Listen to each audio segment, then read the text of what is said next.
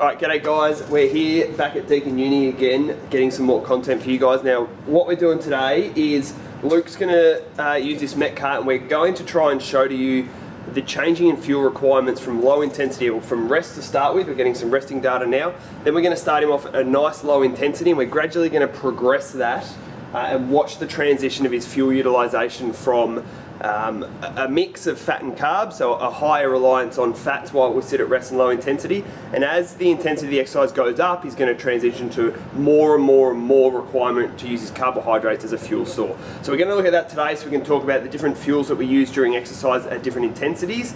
And then we'll come back later in the year when you guys start to get to chronic adaptations and training methods, and Luke's he assures us he's going to go away and do some training for us and get a bit fitter. And we're going to see how that changes. So when we get to things like glycogen sparing and our improved usage of oxygen, see how we can then rely on fats at the same intensity as we improve that. So we're going to get into it and we'll come back and show you the data afterwards.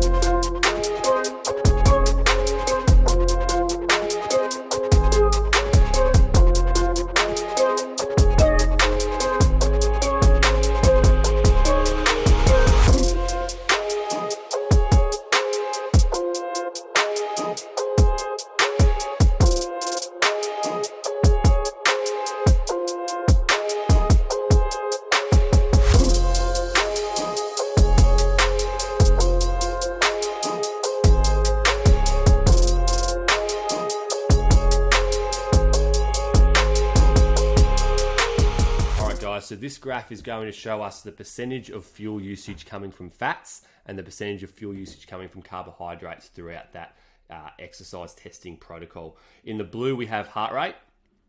In the gray, we have percentage of fuel coming from fat stores. And then in the yellow, we have percentage of fuel coming from the carbohydrate stores. The way we measure this, it isn't important for VCEPE, but it's basically the combination of oxygen being taken in compared to the proportion of carbon dioxide being breathed out. And that's what that met cart was measuring.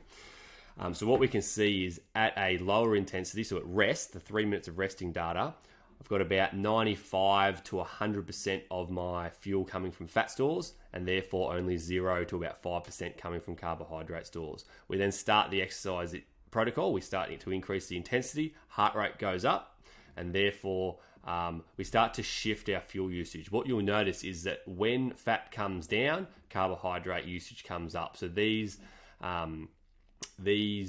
fuel stores are opposites. As one comes down, the other's going to come up in its percentage contribution. What we'll see is towards the middle here, at a heart rate of approximately 130, we see a 50-50 contribution from each.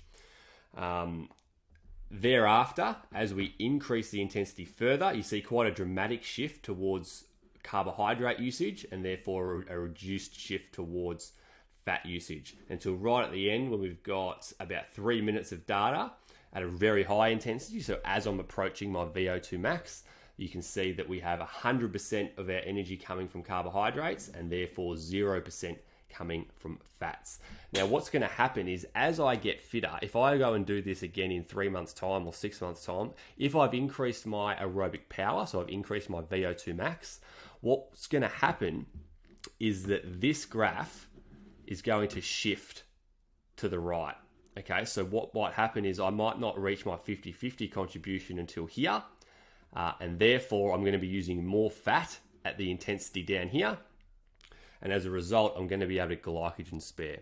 We'll talk more about glycogen sparing when we have the next data set to compare to, but all we want to know for the moment is that as exercise intensity increases, we start to use more carbohydrate stores. And the reason that's the case is because it has a lower oxygen cost to use carbohydrate. It's a lot simpler to break down. It's a lot quicker. And it doesn't require as much oxygen. So when we get to really high intensities, towards our lactate inflection point, towards our VO2 max, the body's going to go straight to the most readily available fuel store, which is a carbohydrate, rather than using a fat which takes longer, more time and more oxygen, and we simply can't do it at higher intensities. So low intensities, we use fat predominantly because we have lots of oxygen available and a very low oxygen demand. But then at higher intensities, we transition to using predominantly carbohydrates because they're more simple to break down and have a lower oxygen cost.